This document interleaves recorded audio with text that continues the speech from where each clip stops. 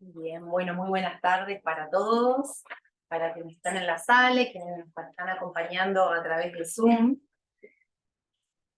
El Centro de Documentación y Estudios de Iberoamérica presenta hoy su 9ª y última actividad del año.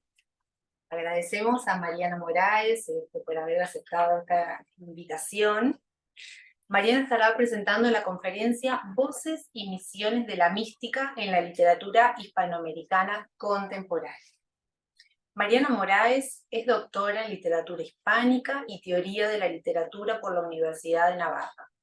Fue becaria postdoctoral de la Universidad Nacional Autónoma de México en el Centro de Investigaciones sobre América Latina y el Caribe, y de la Agencia Nacional de Investigación y Desarrollo de Chile en la Universidad Adolfo Ibáñez. Actualmente se desempeña como profesora investigadora del Centro de Documentación y Estudios de Iberoamérica y de las Facultades de Humanidades y Comunicación de la Universidad de Montevideo. Integra el Sistema Nacional de Investigadores de la Agencia Nacional de Investigación e Innovación de Uruguay. Sus áreas de interés comprenden la literatura de viajes, las revistas culturales, las redes y la circulación de ideas en América Latina. Es autora de diversos trabajos publicados en revistas y volúmenes colectivos, y el libro Turistas Intelectuales, y del libro Viaje, Política y Utopía, en María Rosa Oliver y Ezequiel Martínez Estrada, publicado por la UNAM en el año 2020. Bueno, como siempre, esta charla está siendo grabada y la vamos a compartir a través del canal de YouTube de la Universidad de Montevideo. Al final de la exposición de Mariana, vamos a tener un tiempo para preguntas. Quienes están por Zoom pueden escribir sus preguntas a través del chat o activar sus micrófonos y dialogar directamente con Mariana. Ahora sí, dejo en uso de la palabra a Mariana. Muchas gracias. Gracias, Natalia. No sé si me confirman si ven algo en la pantalla. ¿Si ven diapositivas? ¿Sí? Sí. Buenísimo, yo acá no las. Bueno, antes de comenzar, agradezco la invitación del CD y agradezco... De compartir por Zoom. Ah, compartir por Zoom, porque solamente lo ven aquí. Claro. Ah, entonces...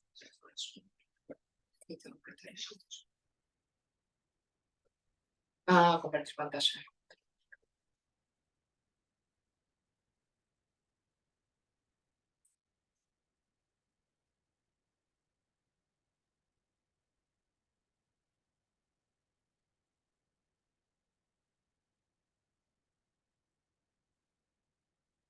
Ahora sí para todos, en casa y presentes. Bueno, estaba en el agradecimiento y saludo inicial a quienes nos acompañan a este último encuentro del Ciclo Cultural del CEDEI. Como comentó Natalia, mi exposición, bueno, el tema es este que tiene allí delante, Voces y Visiones de la Mística en la Literatura Hispanoamericana Contemporánea. A mí lo que me gustaría en esta charla es proponerles en realidad una especie de recorrido a través de una muestra muy sucinta, muy chiquita, de autores españoles y latinoamericanos para, sobre todo, intentar rastrear lo que podríamos decir nos llevaría a la permanencia de ciertas formas de la mística y el imaginario de la mística, sobre todo partiendo de una creencia bastante extendida, ¿no? Que sería interesante revisar, que, bueno, nos dice que la literatura de la Ilustración, podríamos decir en adelante, ¿no? O que una de las modernidades terminó en Occidente, podríamos decir, ¿no? Con el interés en el mundo espiritual, el interés en lo contemplativo, en el mundo literario terminó tal vez con el interés o con la presencia del tema religioso, ¿no? en nuestros escritores. Si bien se reconoce que Dios es, como decía un poeta egipcio, Edmond Jabez, Dios es el más exiliado de los vocablos, el más exiliado de los términos, decía él. Él tuvo una experiencia de exilio muy profunda, y él decía, mi exilio de sílaba en sílaba me condujo a Dios, el más exiliado de los términos, de los vocablos, y un poco partimos, ¿no? de esto, ¿no?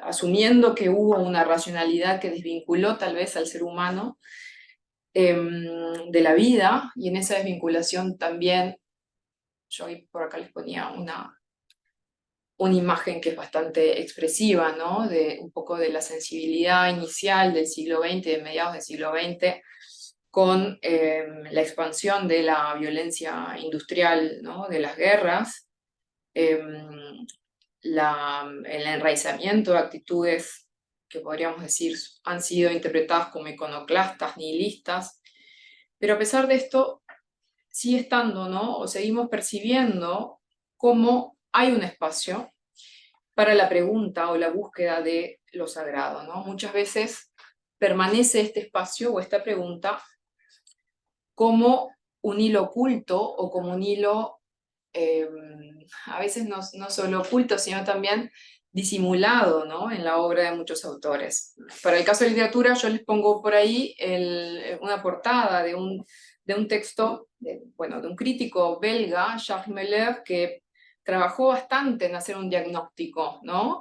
De El silencio de Dios. Este es en realidad el título que le pone puntualmente a su primer volumen. Son 5 volúmenes que él publicó entre la década del 50 y la década del 70 aproximadamente, un proyecto bastante ambicioso en el cual él trabajó la obra de André Gide, Huxley, Kafka, Camus, Simone Weil, Sartre, Bernanos, haciendo, ¿no? En gran medida una especie de examen de la obra de estos escritores, vinculado a lo que él va viendo, va leyendo como las diversas actitudes que tienen los escritores ante la desolación que campea, ¿no? en el mundo contemporáneo. Es un poco el diagnóstico de Meller, ¿no? Y lo traigo porque es interesante como crítico católico, esta obra crítica es interesante. Este pedacito de Kafka que pongo por ahí, ¿no? Kafka en sus diarios apunta a ser desbordante y no ser, sin embargo, más que una olla en un fogón apagado. Es tremendamente, ¿no? Expresivo, dicente, ¿no? De cuál es esa sensación de desolación o de abandono, ¿no? O del silencio de Dios en muchos escritores. La contracara, que es un poco lo que les quiero plantear hoy, o empezar a pensar en otro término, ¿no? Es que al menos entre estos diagnósticos apocalípticos de mediados de siglo, y si nos toca retomar, ¿no? La posta al día de hoy, yo creo que se percibe una creciente, podríamos decir, atracción o interés, que incluso podemos sondearlo a lo largo del siglo XX, de muchos escritores e intelectuales que se acercan y que tienen o que leen con gran fruición la obra de los místicos, la escritura derivada de una experiencia de unión con Dios, ese conocimiento más íntimo, inmediato de la naturaleza divina, ¿no? Y estoy pensando en un público letrado, pero también un público de interés que tiene general, ¿no? Que también está mostrando interés. Pensaba ahora antes de venir, ¿no? En cómo se reeditan los místicos en el último tiempo, la cantidad de reediciones y ediciones preciosas. De hecho, acá les tengo una de Vaso Roto que acaban de hacer con las Moradas de la Teresa, que viene acompañado, fíjense, ¿no? Para esto que les estoy contando, por el texto en sí de Santa Teresa, pero también de 7 textos de autores, críticos, poetas contemporáneos que dialogan con el texto de Santa Teresa. Entonces, eso nos está hablando de un redescubrimiento, si se quiere, o este otro que acaba de salir, creo que es del año pasado, en Santiago de Chile, Antología de Mística Femenina, ¿no? Que también es interesante en estos términos, ¿no? Hay muchos grupos de investigación también que están empezando a orientar o a seguir en un cauce que se veía a veces, ¿no? En algunas universidades. Me consta que en la UCA la doctora Cecilia Benatti hace mucho tiempo en realidad que tiene su grupo de investigación sobre mística y porque trabaja relaciones entre teología y literatura. Pero bueno, hay diferentes aspectos, ¿no? Que nos llevan a pensar en que hay interés, en que se podría reavivar tal vez este interés. También pienso en Pablo Dors, este sacerdote y escritor español, que también ha sido fenómeno en ventas, ¿no? Últimamente, y da muchas conferencias y genera mucho interés en el público general.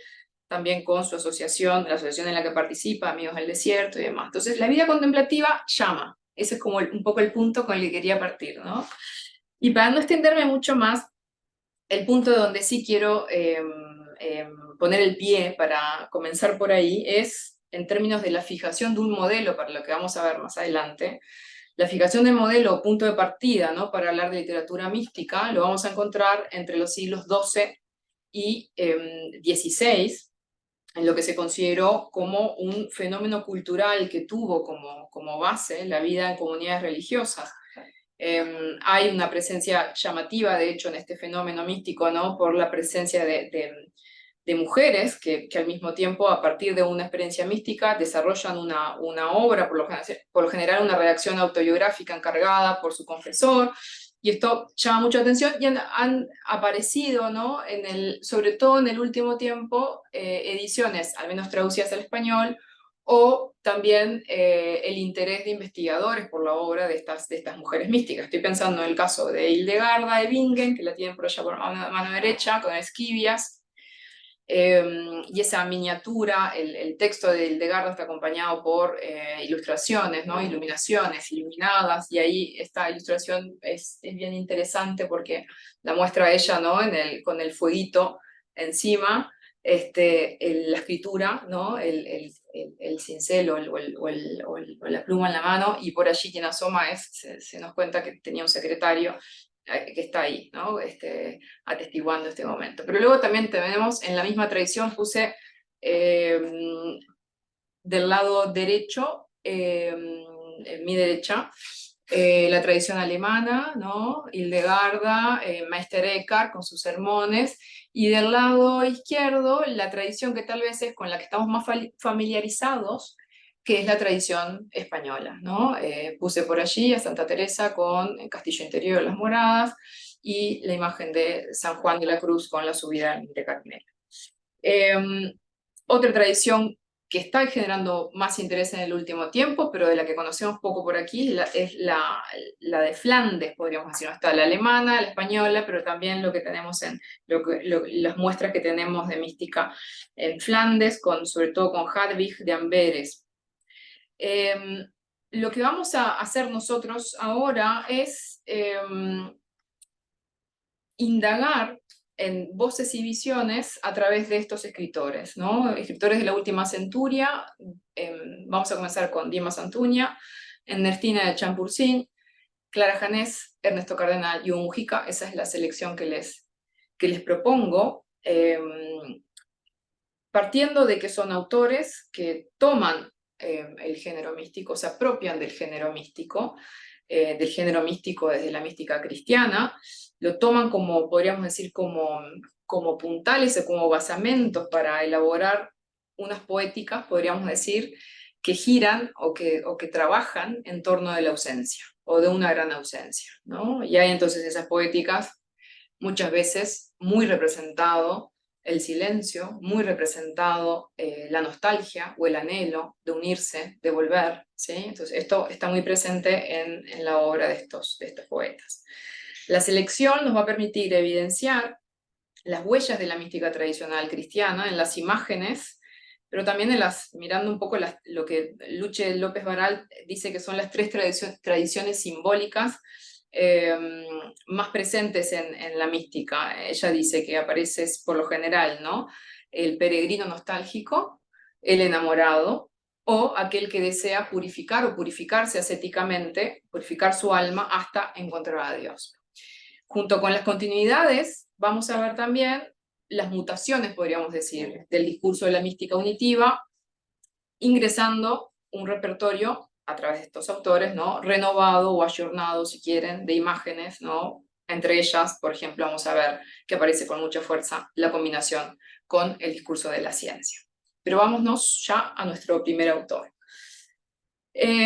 José Luis Dimas Antuña Gadea, para mí, lo confieso, es un descubrimiento reciente, que estoy disfrutando mucho, un autor que suele ser presentado como argentino-uruguayo. Lo vamos a compartir porque pasó mucho tiempo en Argentina, es nacido en Uruguay y luego retorna a su patria en los años 40. vivía en Argentina trabajando en un banco, creo que el Banco Provincia, y en cierto momento de su vida, bueno, decide renunciar para volver a Uruguay y dedicarse, según lo que conocemos, ¿no? Estrictamente a la escritura, y estrictamente, no cualquier escritura, sino a una escritura dedicada a Dios. Hay una formulación y podríamos decir, una reflexión muy interesante en este autor acerca de cuál es el lugar del escritor católico, ¿no? En esa época en la que vive él, ¿no? Y si uno repasa un poco sus obras, vamos a ver cómo hay ahí un ejercicio de crítica literaria católica, hay un ejercicio también de escritura propiamente como poeta, de hecho muchas veces se habla de él como el místico, él trabaja en la juntura, podríamos decir, entre lo que es el trabajo en torno a el modelo o el molde místico, pero también roza aparentemente con experiencias, esto no lo sé todavía del todo, pero bueno, estoy un poco trabajando para ver hasta qué punto, ¿no? Tuvo esa vivencia o no, pero sí sabemos de su interés por San Juan de la Cruz. Por ejemplo, tiene una conferencia bastante interesante del año 42, cuando se cumplía el centenario, con los 400 años del nacimiento de San Juan de la Cruz, que nos habla un poco de San Juan de la Cruz como un gran, podríamos decir, modelo para su obra. Y también luego tiene trabajos interesantes, tal vez el más conocido es el que dedicara a la misa, pero luego tiene algunas conferencias, por ejemplo una que está incluida en este libro que se llama El Testimonio, pero que reúne muchas conferencias, notas, artículos, poemas que ya habían sido publicados, los vuelve a publicar acá. Pero hay una bien interesante que tiene que ver con el templo, ¿sí? Que se llama la Iglesia de Casa de Dios. El padre Horacio Bojorge ha estado recuperando su obra y tiene, de hecho, mantiene una página web para quien le interese, ¿no? Sobre Dimas Antuña, que se puede consultar online. Les traje para solamente un abreboca, podríamos decir, ¿no? Este poemita que muestra claramente la filiación, ¿no? Que él está siguiendo, este poema que se llama Entréme donde no supe. El vínculo, podemos decir, que mantiene Dimas Antuña con la tradición mística es, no sé, yo cuando lo leía me imaginaba casi como un vínculo incorrupto, ¿no? A diferencia de lo que hacen otros poetas, es como un vínculo, podríamos decir, muy conservador, una factura muy conservadora, muy apegada todavía, ¿no? Entonces en este poema dice lo siguiente: entréme donde no supe y quedéme no sabiendo, llevado del agua aquella que decía ven al Padre. Mirando estaba el Señor, la sangre mirando estaba, cuando oí que decía el agua, eres hijo, ven al Padre. Y me quedé no sabiendo, cáliz y costado abierto, y sin saber dónde estaba. Solo recuerdo al Señor, solo recuerdo las llagas, solo recuerdo la entrada, no el entrar que fue del agua. Omití el epígrafe, que también nos sitúa con claridad en qué tradición, ¿no? O en diálogo con qué él está escribiendo, ¿no? Que es ese pedacito de una de las coplas de San Juan de la Cruz, en las que justamente relata o rodea o asedia lo que es su experiencia, su éxtasis místico, su éxtasis contemplativo.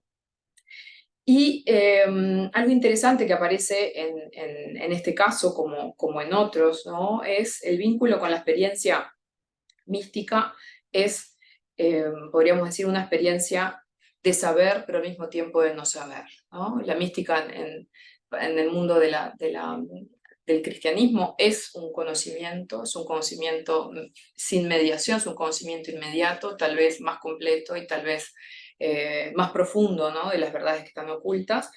Y algo interesante que él representa, ¿no? en este poema tiene que ver, ¿no? con ese deshacimiento, con ese abandono de sí, que implica abandonar también la capacidad de aprender, ¿no? Y comunicar, que forma parte de todas, por lo general, las experiencias místicas, ¿no? Se retienen muy pocas cosas de esa experiencia.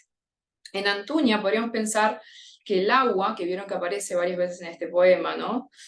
Por ejemplo, en el llevado del agua aquella, es el agua del bautismo.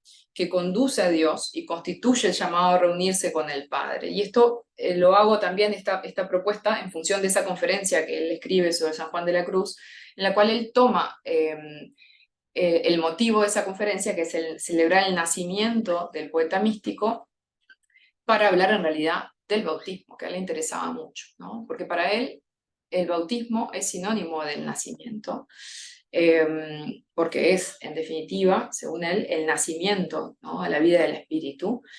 Y para él es relevante esta relación entre el agua del bautismo y la vocación mística, la visión mística, porque para él, y acá les puse un pedacito, ¿no?, de esa conferencia, voy a leer solamente el segundo párrafo para no atrasarme mucho. Dice: la vida mística es una manifestación extraordinaria y sobrenatural de la vida de la gracia, pero dentro de ese orden sobrenatural de la gracia, en el cual estamos todos los cristianos, es tan normal, tan noble, tan natural, que cuando se piensa en lo que es el bautismo y se tiene una idea siquiera de lo que es la encarnación, lo asombroso no es que haya místicos, sino que los haya tan pocos, ¿no? Entonces, interesante como visión, ¿no?, de la mística, que aparece también en otros autores, ¿no?, más de nuestra época, como la vocación mística como una vocación que está en todos los seres humanos, ¿no? Entonces, este es un poco un planteo que encontramos en Dimas Antuña para empezar por nuestro país. Vamos ahora a una autora española, nacida en Vitoria en 1905. Me sorprendió cuando estaba estudiándola un poco, que tiene aparte, bueno, de un evidente ascendente francés, un ascendente uruguayo. Su mamá era uruguaya. Dejo el nombre por si luego alguien que nos esté escuchando, aquí o en casa, nos puede pasar algún dato. Ernestina Morán de Loredo y Castellanos era su madre, hija de un militar asturiano que estuvo un tiempo aquí en Uruguay. Ernestina Champursin es una figura que está llamando el interés de la crítica literaria en las últimas décadas. Formó parte de la generación del 27, es parte de estos autores y sobre todo autoras, mujeres, que han quedado desatendidas y que se las viene recuperando en el último tiempo. Y forma parte, podríamos decir, de la diáspora o del exilio republicano. Estuvo casada con otro, bueno, también poeta, Juan José Domenchina, que fue secretario personal de Manuel Azaña. Entonces partieron al exilio prontamente, vivieron un tiempo en México, donde trabajaron como traductor del Fondo de Cultura Económica, con algún viaje eventual a Estados Unidos, a ver a Juan Ramón Jiménez, que fungía como una especie de maestro para ella.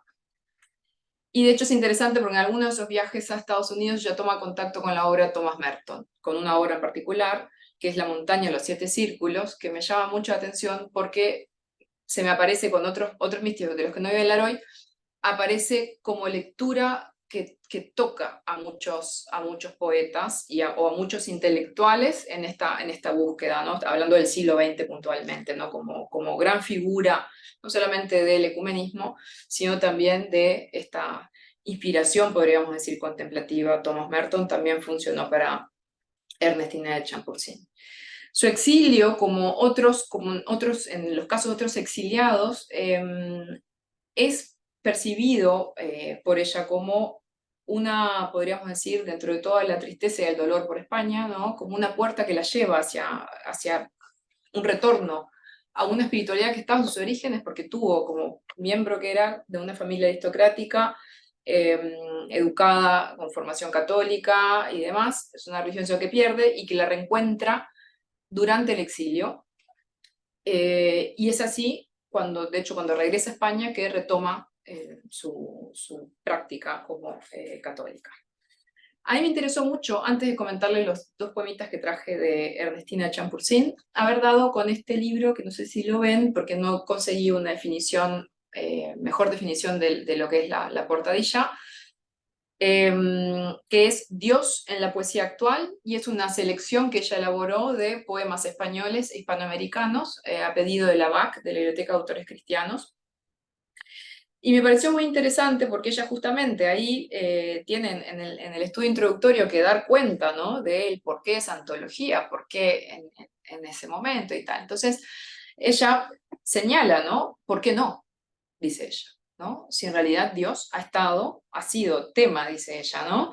De la poesía, y cito, desde sus primeros balbuceos en las civilizaciones más primitivas, se ha ocupado siempre de la divinidad, ¿no? Entonces, por ahí es uno de los desarrollos que hace de su justificación de esta antología, pero luego lo admite rápidamente también, es un aspecto tradicional de la lírica en lengua española, ¿no? Entonces, realiza una selección con un gran énfasis en la generación del 27, ¿sí? Generación que conoce muy bien, obras que conoce y que tiene muy a mano, y que ella dice no se conoce tanto, que la generación del 27 le interesaba o tenía, ¿no? Poemas de temática religiosa, y por allí aparece, bueno, su propio marido, al que le reproduce, ¿no? varios poemas, pero también está Federico García Lorca, también está Alberti, ¿no? Aparecen varios nombres muy conocidos de la generación del 27, luego sigue por generación de posguerra, y luego se dedica a los hispanoamericanos, ¿no? Entonces ahí entre las figuras que reconocemos, bueno, está una Clara Silva, para nosotros en Uruguay, y está, bueno, entre ellos Ernesto Cardenal, que lo vamos a ver más adelante. Vamos a ver uno de los poemas, Amor de cada instante.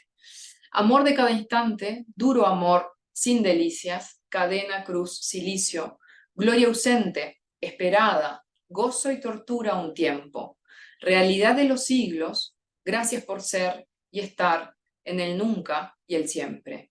Pues mi ejercicio ahora es amarte en la ausencia y aferrarme a esta nada porque también es tuya, y beber ese polvo de soledad y vacío que es tu don del momento y tu clara promesa. Y por eso me obstino contra lo más cercano, huyendo de lo fácil, metal a flor de agua, por ti también me acojo a lo que nadie sabe, y así voy caminando por este desconcierto oscuro y luminoso, por este amor amargo, veteado de gloria. En este poema, como podemos ver, Champursin construye el sentimiento de la ausencia, ¿no? De la vida como un vagar angustioso en busca del amado, que nos resuena mucho, no solamente por el cantar, sino también por la actualización del Cantar de los Cantares que hace San Juan, ¿no? En sus canciones Entre el alma y el esposo. Y algo interesante, ¿no? Es cómo representa este tránsito vital, ¿no? O el tránsito vital de quien desea unirse a Dios, ¿no? Es oscuro, pero al mismo tiempo es luminoso. Es un amor, pero es un amor amargo, ¿no? Y lo interesante, para mí al menos, ¿no? Es cómo representa la idea de la fe, ¿no? Como la permanencia en esto que se desea, pero no se sabe, pero no se conoce del todo, ¿no? Y aparte este final, ¿no? Que nos parece decir que todo esto, ¿no? Todo este padecimiento del alma en su anhelo, ¿no? de volver al amado, vale, ¿no? Porque está veteado de gloria, ¿no? Hay una promesa ahí, una promesa grande, una promesa fuerte. En el próximo texto tú me dijiste, lo leo rápidamente, tú me dijiste, baja, me hospedaré contigo, y regresaré a mi casa tan solo por tenerte. Señor, no te me vayas, ya eché a los mercaderes que mientras yo soñaba se instalaron en ella. Para que te quedaras, yo misma me fui yendo. Puedes entrar, no hay nada. En este poema, como vemos, Champursin recrea la unión con Dios recurriendo a la imagen del templo, una imagen que nos resuena o que conocemos evangélicamente, o lo que reconocemos evangélicamente por algún episodio tomado por los mercaderes, ¿no? Ella lo asocia con algo que también conocemos y que es la morada, la representación de las moradas o de la casa, ¿no? Teresiana, ese imaginario de arquitecta del alma o de las moradas, como fue Santa Teresa, y lo retoma, ¿no? en este poema. Por otra parte aparece, ¿no? Uno de los imaginarios que yo les decía, Luce Baral aparece mucho, ¿no? en el campo de la mística, el tema de la ascesis, ¿no? El borramiento o el deshacimiento, el ejercicio práctica de hacerle lugar a Dios, ¿no? Llegando, podríamos decir, ¿no? Al vaciamiento o a la nada, que es en realidad lo que permite que éste ingrese, ¿no? Y de hecho está muy en consonancia, por ahí les ponía el título, ¿no? Con el título de este poemario, Del vacío y sus dones. Pasamos a Clara Janés, otra poeta española, poeta, ensayista, traductora, ingresó a la Real Academia, a la Real Academia Española recientemente, con un discurso en el que, bueno, retoma entre sus podríamos decir, filiaciones, el Cantar de los Cantares. El discurso tiene una parte fuerte dedicada a Salomón y el Cantar de los Cantares, ¿no? Y por ahí viene un poco la senda de esta poética de lo unitivo que ella desarrolla. Los poemas que traigo, no sé si ustedes ven, yo voy moviendo esto para zafar, pero bueno, se llaman Fugacidad de lo terreno. Ahí, bueno, les dije el título y ahora sí podemos verlo. Todo es de polvo, soledad y ausencia, todo es de niebla, puridad y miedo, todo es de aire, balanceo inútil sobre la tierra, manos vacías que acarician viento, ojos que miran sin saberse ciegos, pies que caminan sobre el mismo trecho siempre de nuevo. Vemos sin ver, y en la tiniebla estamos. Somos y somos lo que no sabemos. Hay en nosotros, de la llama viva, solo un reflejo. Caen los días en otoño eterno. Pasan las cosas entre sueño y sueño, llega la noche de la muerte y calla nuestro silencio. En este poema, Fugacidad de lo terreno, la vida, resonando un poco, ¿no? con lo que veníamos viendo de Ernestina de Champursin, es representada, ¿no? como un tránsito, en el caso de Janés un poco más marcado esto, ¿no? Incierto, repetitivo, marcado por la imposibilidad de asir lo anhelado, ¿no? Como expresan esas manos vacías que acarician vientos, y también estos ojos que miran sin saberse ciegos y que nos lleva a una constante, podríamos decir, dentro de la mística, ¿no? Que es la representación de la visión, que es bastante interesante, podríamos decir, porque en esa tradición visionaria, ¿sí? Clásica, la vista, ¿no? Es entendida como un órgano de captación intelectual, de dominio, ¿sí? De hecho, si pensamos hasta en nuestro lenguaje en la actualidad, muchas de las acciones que tienen que ver con comprender o entender tienen que ver con ver, no tienen que ver con lo intelectual, sigue teniendo que ver con la captación a través de los ojos. Y en el mundo de la mística esto se revierte o se subvierte, ¿no? Los ojos no parecen servir de mucho. La captación, ¿no? de Dios se hace, podríamos decir, con otro órgano, con otros órganos. De hecho, Cardenal en algún momento declaró que después de una experiencia mística, ¿no? Pensando siempre en que la mística es una experiencia transformativa, después de la cual no hay como podríamos decir, una vuelta atrás, Cardenal decía que es como si a uno le nacieran nuevos órganos de percepción.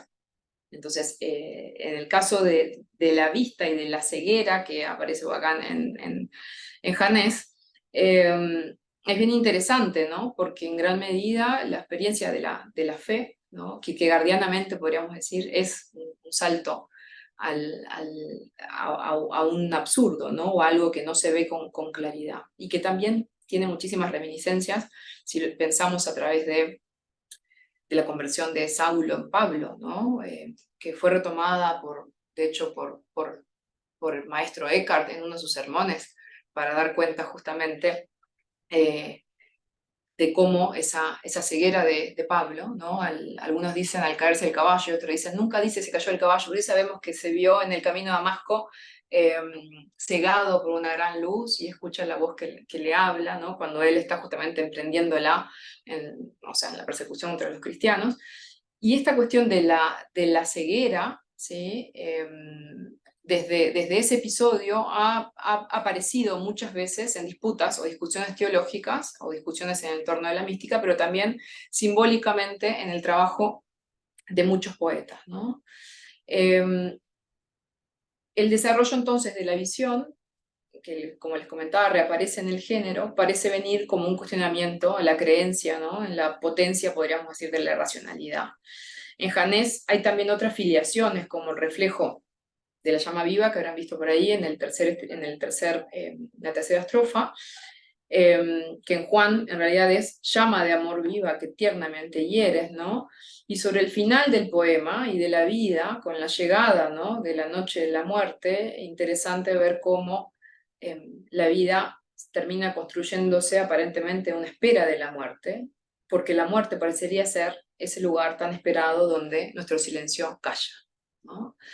El de una vida, ¿no? ¿Cuál vida? El de la vida que aparece en el título, ¿no? El de la vida terrena. Y comienza, nos dice Janés, o nos estaría sugiriendo, ¿no? Otra vida que no es en silencio y que podría ser, ¿no?, la vida en una plenitud de la escucha o de que alguien habla, un otro habla, ¿no? En otro poema de Janés, Al alba sopla pétalos de luz, el alba sopla pétalos de luz, vibra el vacío en invisible movimiento e invita a orientación. El secreto del silencio revela su ser secreto, la quietud sin fondo del amor. En este poema, Janés, bueno, inserta una figura de gran potencia que a primera vista no podría decir es nihilista, ¿no? Aparece ahí el vacío rompiendo fuertemente, ¿no?, en el inicio del segundo verso. Pero el autor, en cambio, propone que hay un vacío, pero es un vacío que vibra, ¿no? Y este vacío al que ya está aludiendo es el vacío que viene del discurso, del lenguaje o del saber de la física. La imagen trae consigo un alto grado de abstracción. No se está tratando, ¿no?, acá de este vacío, de un vacío estéril, sino podríamos decir de un vacío informacional, como plantean, ¿no?, los grandes teóricos de la física cuántica, por ejemplo. Felix Meltzer, que ha estudiado la obra de Janés, ha consignado que la autora leyó sobre la teoría de la relatividad, las teorías del campo cuántico, lo que conllevó que integrara al lenguaje de la ciencia la mística, algo que por otra parte ha sido señalado a la inversa, ¿no? Si leemos un poco cómo se ha expresado la física, el discurso de la física en las últimas décadas, se suele decir que la física muchas veces, por su parte, también usa el lenguaje o figuras del pensamiento que son de la mística. Entonces, bien interesante ese cruce que se está dando, ¿no?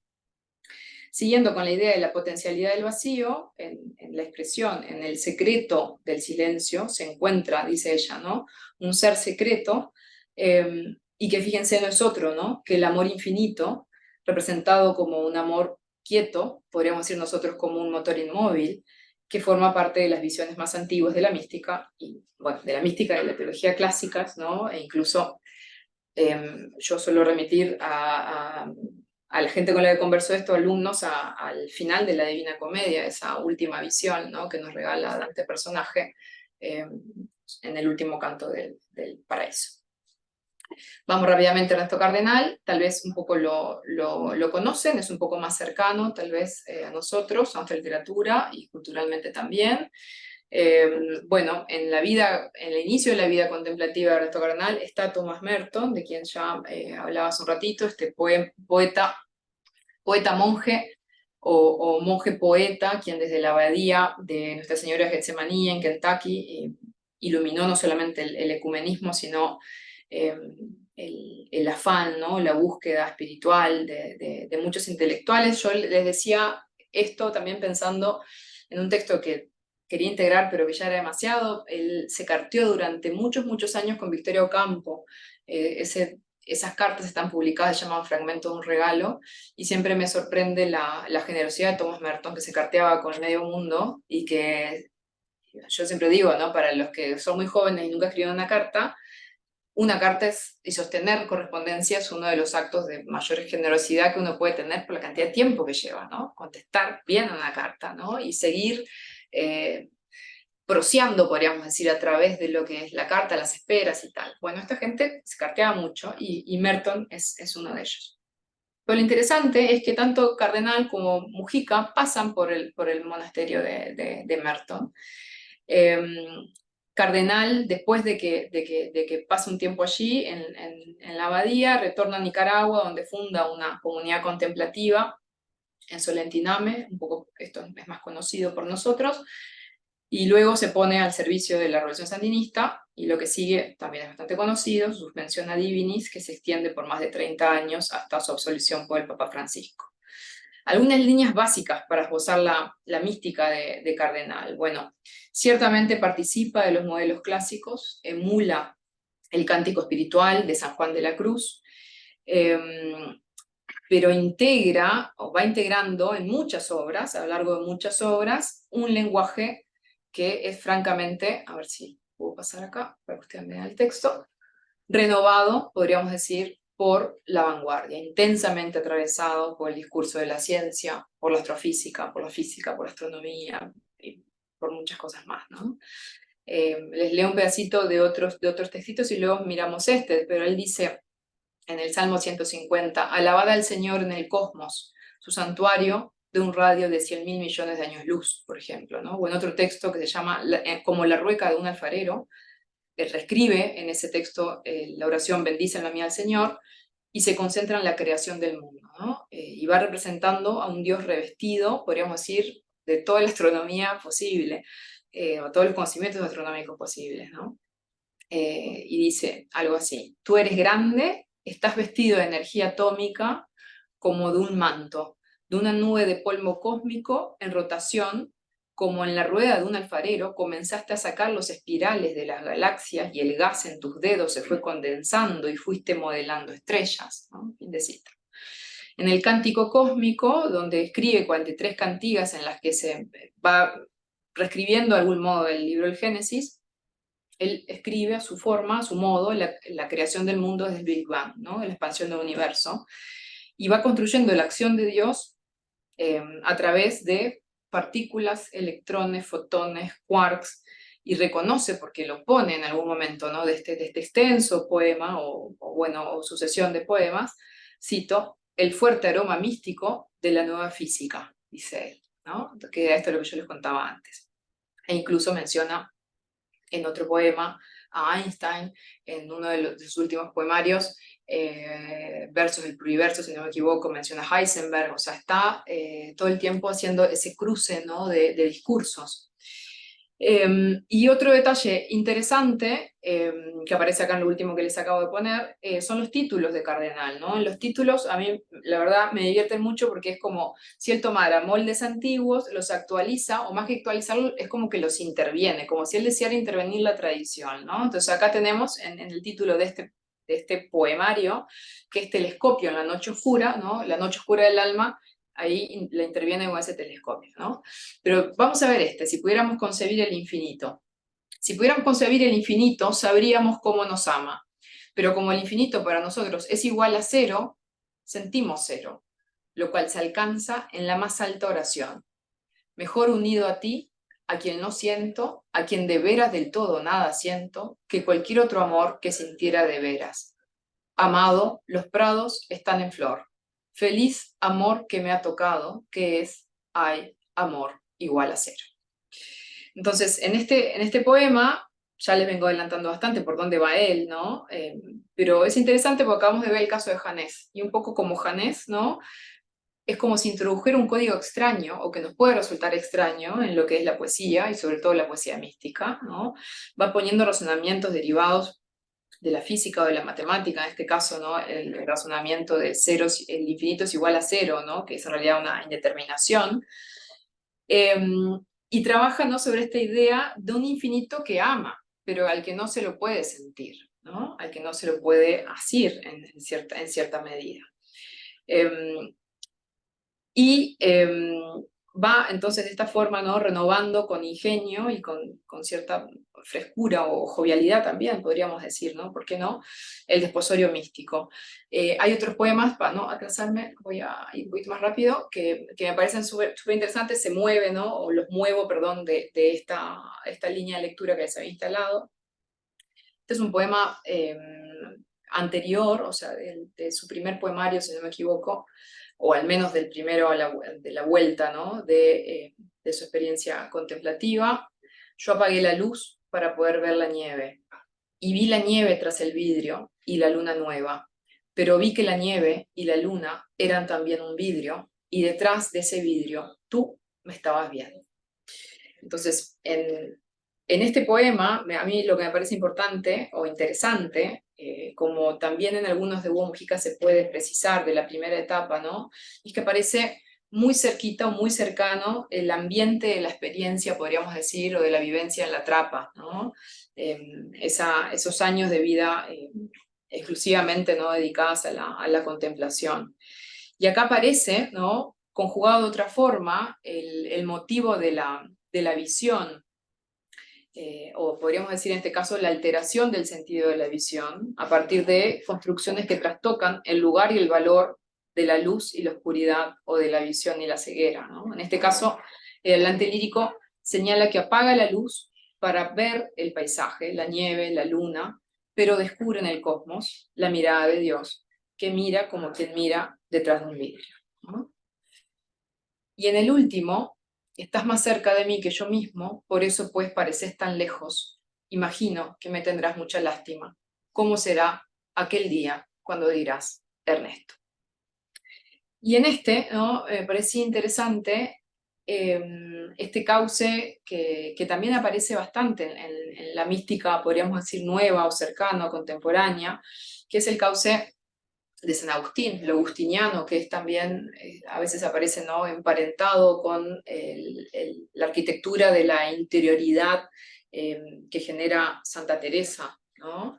En el caso de Agustín, que declara, ¿no?, una belleza que es muy antigua, pero que es nueva, porque la ha estado buscando fuera, ¿no?, pero estaba dentro de sí misma, ¿no?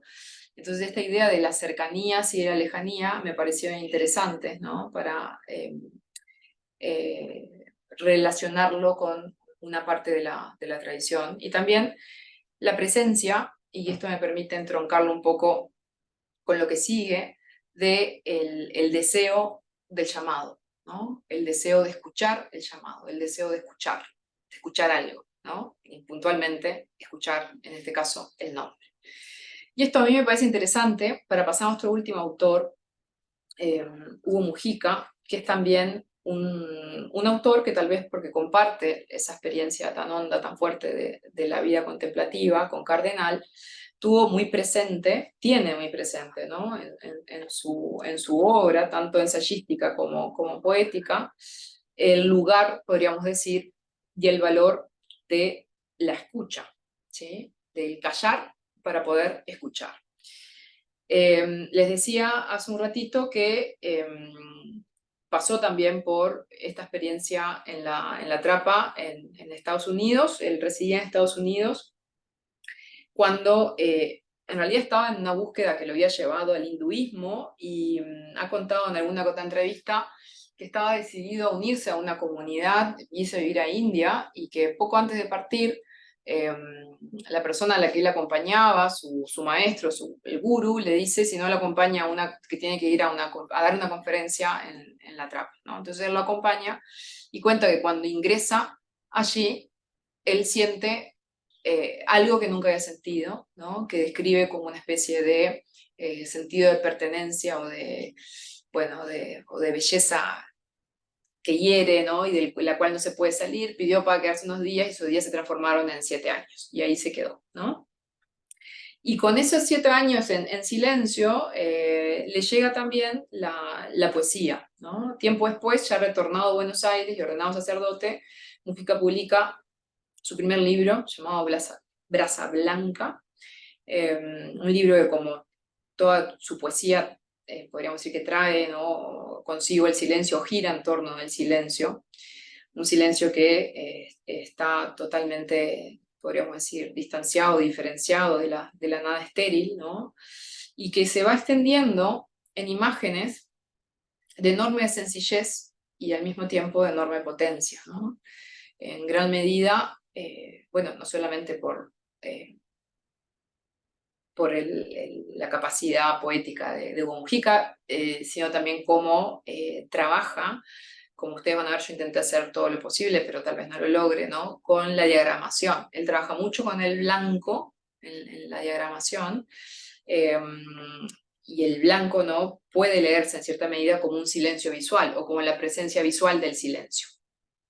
Entonces acá tenemos una primera pruebita, que es como un ciego llamando luz al trueno, mi decir lo que el silencio nombra. Este está en este primer poemario, Brasa Blanca. El ciego y la ceguera, del cual ya les he hablado un poquito. Bueno, en Hugo Mujica aparecen mucho, aparecen con gran frecuencia. sobre todo aparecen no vinculados a la incapacidad de captar con nitidez lo que está en el orden de lo visible y lo sensible, pero está conectado, ¿no?, por analogía con la imposibilidad de transmitir lo que podríamos decir sale o se experimenta en la experiencia contemplativa, ¿no? Por eso aparece la idea allí de el decir, ¿no? Esto aparece también en otros poemas, en este como una iglesia que al derrumbarse abriera su nave al rocío, o una vida que vaciándose abre su vacío a la vida.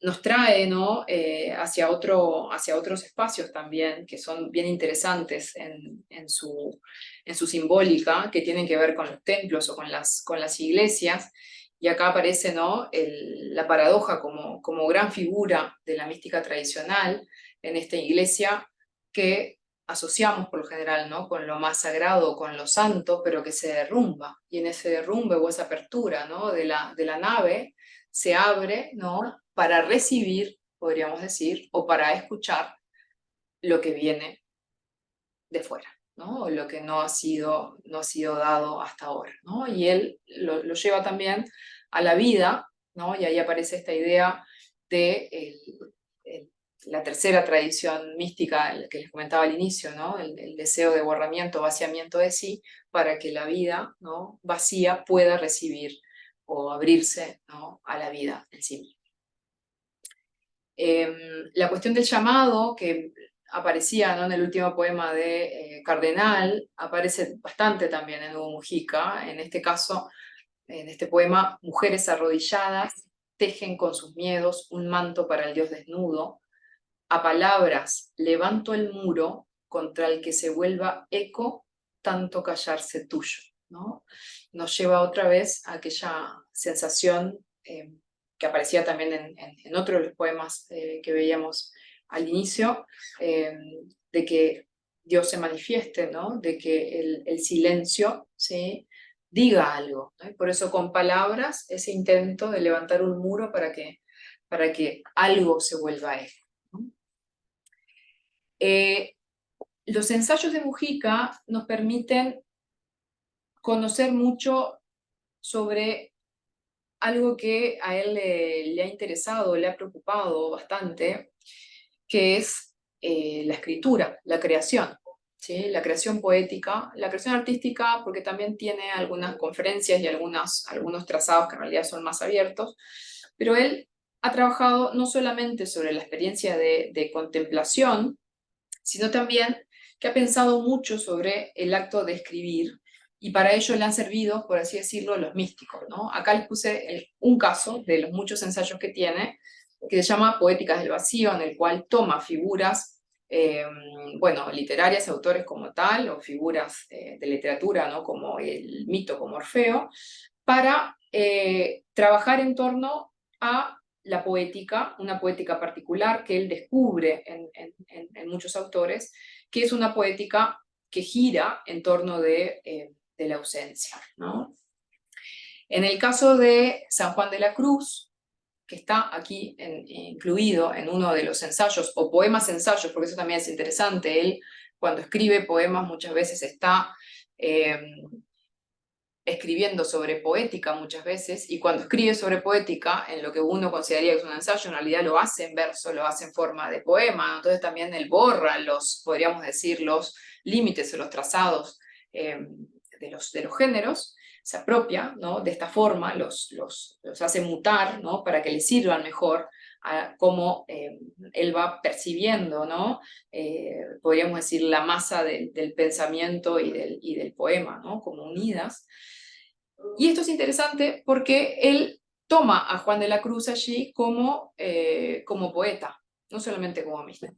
¿Por qué le interesa a Juan de la Cruz, o el ejemplo de Juan de la Cruz místico para la poesía? Bueno, porque en gran medida lo que va a proponer Mujica es que tanto la mística como la poesía se entienden y se entienden mucho, son muy solidarias las unas con las otras, porque en la mística hay un hecho del lenguaje, es decir, en la mística existía por lo general después de la experiencia la demanda de que eso sea registrado, pase, ¿no?, a la palabra, aunque la palabra sea un corsé, aunque la palabra no logre reflejar o acercarse, ¿no?, a aquello experimentado, pero está la escritura presente, ¿no?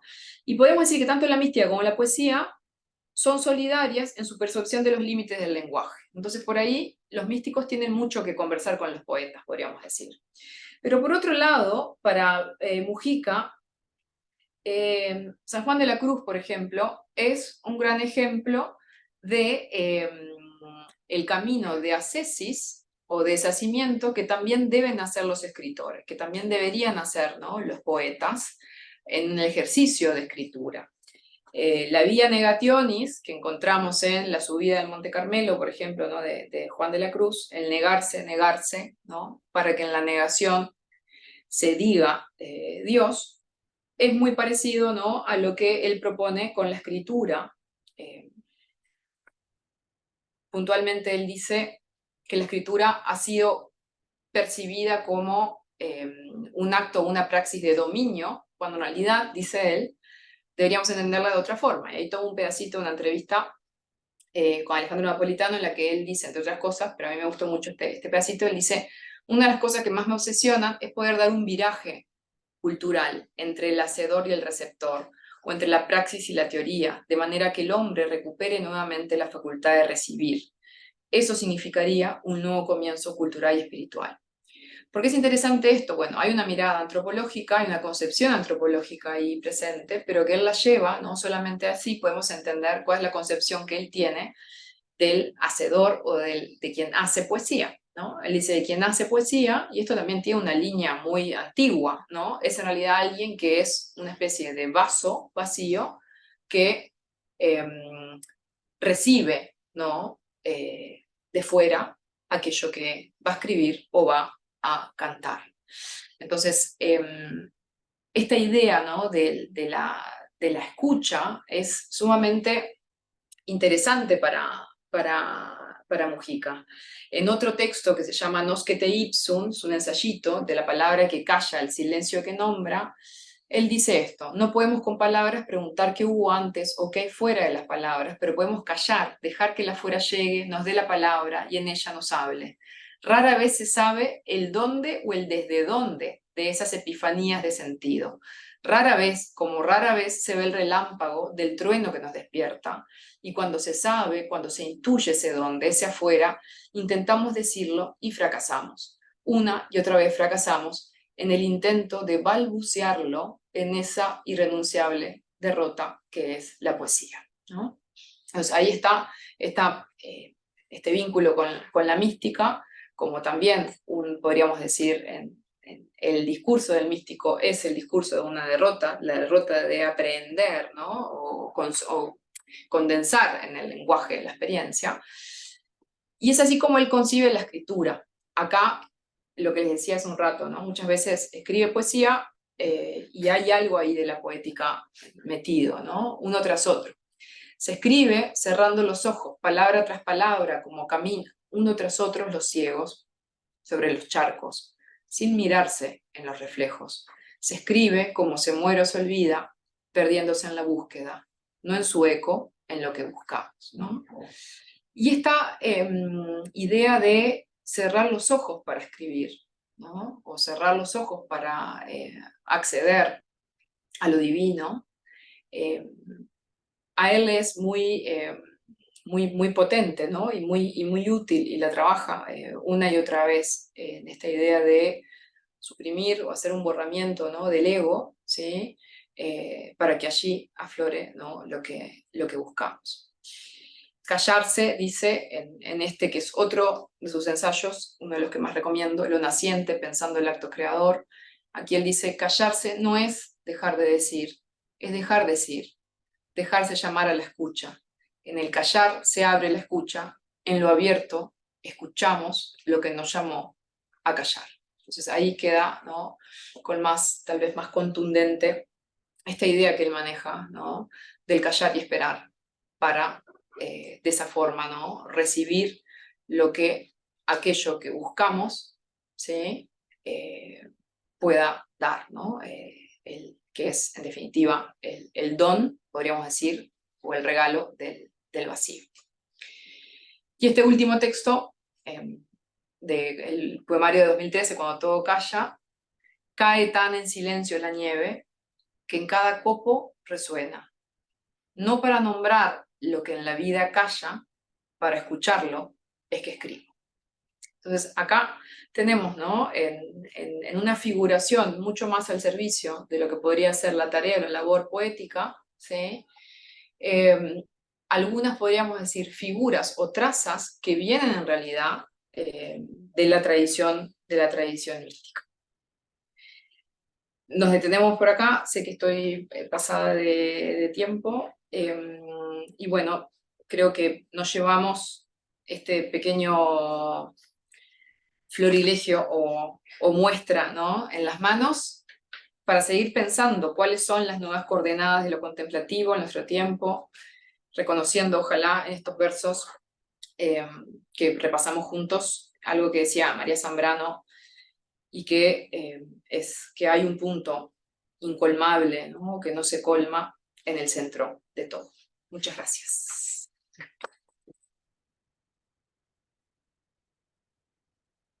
Muchas gracias, Mariana. No sé si hay preguntas a través del Zoom o alguien aquí quiere hacer un comentario, alguna pregunta. Agustín, te veo pensando. No, mucho para pensar, pero no. Mariana, las poesías que vimos, los poemas que mostraste, estamos allí entre lo que puede ser la aspiración, una poesía espiritual, religiosa, espiritual, de aspiración a la experiencia, o estamos Sí. en ficticia, y la poesía de la experiencia mística propiamente dicha. Estamos en la poesía de la aspiración. De hecho, hay una discusión sumamente interesante que se podría dar, en algún momento lo conversamos contigo en relación más a la tradición del siglo de oro español, pero que en el siglo XX, por lo que he estado viendo últimamente, muchas veces se habla de que es un poeta místico, pero en realidad no es que la persona sea efectivamente un místico que haya tenido la experiencia, sino que escribe al modo de los místicos. Entonces, eso también es bien interesante verlo, porque es un género, es como un revival del género que se da, por lo que estoy empezando a ver, sobre todo, por ejemplo, en nuestro país, se da a partir de la década del 30. Entre el 30 y el 50, ahí se dan discusiones sobre si fulano de tal es místico o no es místico, ¿no? Hace pocos días hablaba con Mariela Carrasco, algunos de ustedes la conocen, que ha hecho un trabajo sobre Ester de Cáceres, y ella me comentaba que en el caso de Ester de Cáceres, a veces ella, algunas, de hecho, personas mayores que habían conocido a Esther le decían eso, ¿no? Ella intentó ser mística, no pudo, y que entonces es mística, no es mística, y esas discusiones aparecen. De hecho, hay un texto de Real de Azúa, publicado en Marcha, que se llama Los católicos y la cultura uruguaya, y hay un momento ahí, él va haciendo como un raconto de todos los, podríamos decir, los católicos insignes o que han tenido, ¿no?, como una trayectoria importante para la cultura del país y tal, y en algún momento él menciona esto, ¿no? Las discusiones que se dan en torno a si alguien es místico o no es místico, y es algo que se ve que estaba muy vivo entre los 30 y los 50. Yo lo vinculo con esa especie de el renacimiento espiritual, renacimiento católico francés, que nos llega a nosotros a través de Maritain y de Mounier, tiene un impacto muy fuerte en el Río de la Plata, en la década del 30 y del 40, y por eso creo que ahí hay un nicho, podríamos decir, bien interesante de risorgimento, de resurgimiento de la mística, con gente que escribe al modo o al estilo místico, pero que es aspiración. Porque la experiencia es eso, la experiencia mística es experiencia. Es experiencia, no, tal cual. no es algo especulativo. Y por eso los estudiosos de la mística hablan del fenómeno místico como un fenómeno encapsulado y bien delimitado entre los místicos del Rin, del siglo XII en adelante, hasta el XVI. Se termina con los españoles. Siglo XVII ya han vuelto a la página, y al menos Michel de Certeau y Velasco, que es un estudioso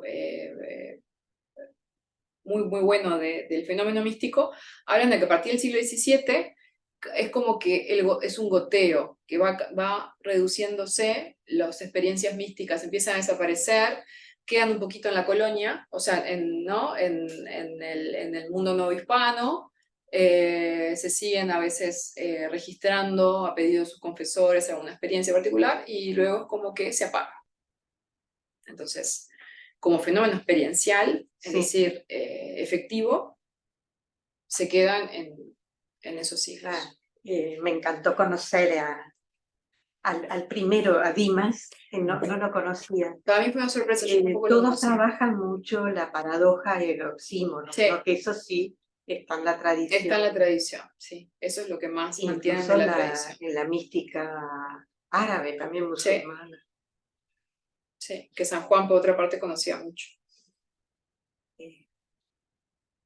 el modelo. Porque sufí. en esa aspiración que en muchos versos aparece, ¿no? Sí, sí, de Ernesto Cardenal también me hizo acordar a Fray Luis. Claro, Si yo pudiera. que Fray es o cuando nuestro miro gran el cielo. modelo, ¿no? De ascética, de aspiración. Sí. Sí. Sí. Fue una muy linda experiencia conocerlos. Qué bueno, Gracias. me alegro mucho, Elena. ¿Viste cómo hay continuadores en el mundo de la española que es tu área? Son bien interesantes. Champurcín, al menos, a mí me pareció también una figura bien lindo de conocer. Esto último que estos hablaban ustedes, que el 17 es el momento de la consumación de la ciencia nueva, de la astronomía, de la física, también la biología experimental. No tengo elementos para más relaciones, pero sí es el nacimiento de la ciencia nova. Sí. Y temprano, porque como ya había comenzado en el 16, ya queda toda expuesta metodológicamente y todo el 17 se la lleva puesta, es decir, se va metiendo en todos los campos, pero claro, la vanguardia máxima que había llegado al cielo muy pronto de la astrofísica y la matemática, para la astrofísica. Pero esto como un comentario así. No, pero es interesante porque en gran medida habría que ver cómo operan o cómo funcionan en el sistema de los discursos de saber, ¿no?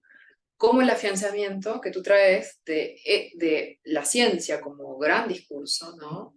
Tal vez va generando, ¿no? O tramitando, negociando desapariciones o marginalizaciones de otros discursos. Claro, habría que capaz que leer a ver la obra de Copérnico, de Revolutionibus, porque como él era sacerdote, era médico y era astrónomo, pero no era un astrónomo común. Claro. Aunque también capaz que hay producción de los astrónomos árabes que ya venían de antes, pero claro. no conozco ninguna. No leí lamentablemente de Revolutionibus, pero Orbium Celestium. Pero sí quiero hacer como una pregunta que es más, que podría tener como dos. Y no tenemos acá, no estamos frente a un problema muy complejo, muy difícil de escribir, hacer poesía, que creo que significa hacer arte, sobre Dios y sobre la mística, como si ejercitaran alejarse. No sé si me voy explicando lo que quiero decir, como un problema que me lo planteé ahora en el discurrir de tu charla y tu conferencia. Es decir, que trabajar con el logos, pero bajado en la poesía de la mística y de Dios, pero con el logos, con la palabra, con la lectura, no, no es así, no fue y no es un problema vital muy delicado para toda esa gente, para los medievales hasta hoy. ¿O qué hay entonces cuando trabajan sobre esto? ¿Qué hay? Me lo preguntaba sobre ti misma, dije, ¿qué sentirá ella estudiando todo esto, pero en su condición de persona, entiendo que de fe también, pero entonces me pareció, dije, pucha, esto me resulta, me pegó un zarandeo y dije, bueno, no, es decir, es que quede en todo caso como una reflexión, porque esto no se puede contestar, porque además, en el momento que dijiste de escribir las cartas y la generosidad, pero yo lo que más recuerdo de cuando escribí cartas es el disfrute. Sí, claro, también está. Que yo experimentaba al escribir las cartas. Como si fuera lo máximo, como si yo las escribiera porque dije, este momento está muy lindo, muy agradable, pero también es, sí, entiendo que especialmente a los que tienen que contestar muchas, sí. No es un trabajo, pero se parece mucho a... Una opción es callar. Claro, esa vi que es divina. A mí, que yo soy A mí me muy gusta, me parlanchín, gustaría. dije, ay, si yo pudiera. Callar. Callar para... Yo creo que el logo no baja a la poesía. Quiere decir que la Es otro poesía logo. es el lenguaje de esa experiencia, como a veces es el lenguaje, como lo dijo Einstein, no con estas palabras, lo dijo mejor que yo, que la verdadera ciencia, ¿no? Y el científico, el investigador, el descubridor, el que va descubriendo cosas, es como el poeta, ¿no? Y que tiene que encontrar la palabra nueva para nombrar lo nuevo. Y creo que la poesía, al utilizar todo el potencial que tiene el lenguaje poético en la musicalidad, en los niveles digamos, de significado y sentido, ¿no? Que son dos cosas que se manejan, el significado y el sentido que está detrás del significado. La paradoja, creo que eso es digamos, elevarlo para nombrar lo que es inefable. Porque como tú mencionaste de Dante al final de la Divina Comedia, ¿no? que está frente a lo que no le alcanzan las palabras para nombrar. Entiendo. Pero se acerca. Sí. No sé, creo que... Sí, y yo me quedé pensando con el tema del logos. Sí, es posible que yo lo haya usado mal. Lo dije como la palabra escrita, en este caso. Apuntes sobre el lenguaje sagrado y las artes, de María Zambrano. Es un buen texto. Porque ella intenta justamente asediar un poco eso. ¿Cuál es el servicio de la palabra poética? Para lo que es una experiencia vital del ser humano, que es, en ese texto ya plantea, el anhelo o el deseo de retornar a algo que considera perdido, ¿no? Ella plantea que la palabra siempre ha estado acompañando toda la construcción de los rituales, toda la construcción o delimitación del territorio de lo sagrado en todas las culturas, ¿no? Y luego puntualmente se encarga de pensar desde ahí el por qué la palabra poética, ¿no?, es tan necesaria y tiene tanto sentido. Puedes darnos una sensación de plenitud tan honda, tan marcada muchas veces, ¿no? Y es como, ella habla como una especie de magia de la palabra poética, de volver a instalar un espacio, ¿sí? Que por lo general en el trajín de la vida lo perdemos, lo descuidamos, no está, y muchas cosas más. Pero ese texto es interesante para pensar de una filósofa, ¿no? Como era María Zambrano, filósofa no convencional, lo sabemos, y muy peleada también, ¿no? Muy reflexiva del logos, ¿no? Para pensar justamente cómo alguien que piensa el logos mira el logos filosófico y sobre todo el racionalismo y tal, es un poco su tema, ¿no? La cuestión del arte, la palabra que viene a través del arte.